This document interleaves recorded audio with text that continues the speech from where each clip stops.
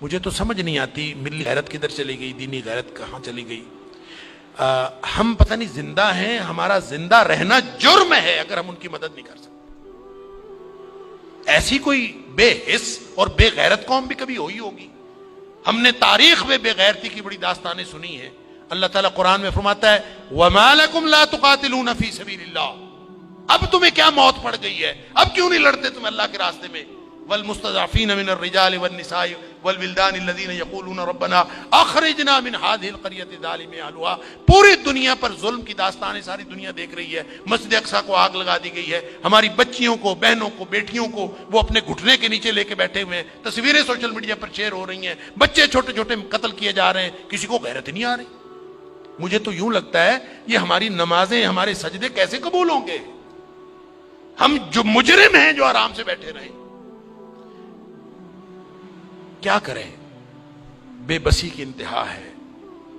میرا دل یہ کر رہا تھا کہ میں پاکستان کے جو حکمران ہیں، اگر 58 اسلامی ملکوں کے حکمرانوں کو تو ہم کچھ نہیں کہہ سکتے، اپنے ملک کو حکمرانوں کو تو کچھ کہہ سکتے ہیں کہ حکمرانوں اور فوج کے سپہ سالاروں، اگر تم ان کی مدد کر سکتے ہو تو کرو، ذمہ داری تو تمہاری ہے۔ نہیں کر سکتے نا تو ہمیں ایک جہاز میں بھر کے وہاں بھیج دو، کم از کم ہم عزت کی موت ماری جائیں، کم از کم جا کے ہم وہاں پہ ان کے ساتھ شہید ہو جائیں، اللہ کو قیامت کے دن ہم اور نبی کریم صلی اللہ علیہ وسلم کو چہرہ دکھانے کے تو قابل ہوں کہ اللہ ہمیں غیرت تھی، ہمارے اندر کوئی ملی اور دینی غیرت تھی۔ تو دعائیں ہو رہی ہیں، وہ کوئی کہہ رہا ہے کہ اللہ تو کو ابابیل بھیج دے اور ان کی مدد کر دے، کوئی دعائیں کر رہا ہے، کوئی دعائیں کر رہا ہے۔ اس طرح کے لوگوں کی دعائیں اللہ قبول کوئی نہیں کرتا۔ دعاؤں کے لیے بھی غیرت کی ضرورت ہے، آپ پہلے قدم اٹھائیں پھر اللہ سے دعا کریں۔ وہ بیچارے ساری ساری رات وہ لڑتے ہیں ان کے سامنے، دعا تو ان کی ہے، اور اللہ نے یہ آزمائش میں سمجھتا ہوں ان کی نہیں ہے، وہ تو جنتی ہیں، وہ تو انشاءاللہ بخشے ہوئے ہیں۔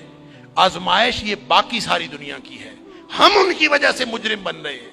اللہ تعالیٰ معاف فرمائے۔ تو یہ جب قاری صاحب پڑھ رہے تھے تو مجھے خیال آ رہا تھا کہ اللہ ان بیچاروں کے پاس طاقت نہیں ہے، وہ پتھر اکٹھے کر کے بیٹھے ہیں، توپوں بندوقوں کا مقابلہ پتھروں سے کیسے ہوگا؟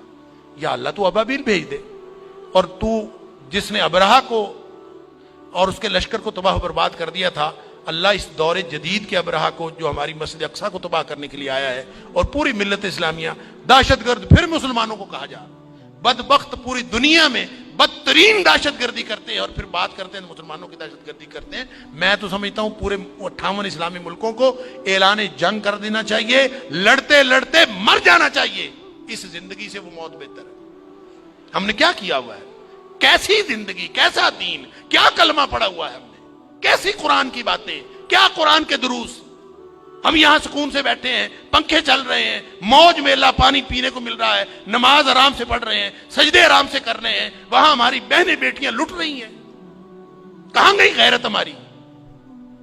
انا للہ و انا الیہ راجعون۔ مجھے تو یوں لگتا ہے کہ شاید یہ ہمارے آرام سکون سے کیے ہوئے سجدے بھی کہیں جرم نہ بن جائیں۔ اللہ تعالی ہم سب کو معاف فرمائے۔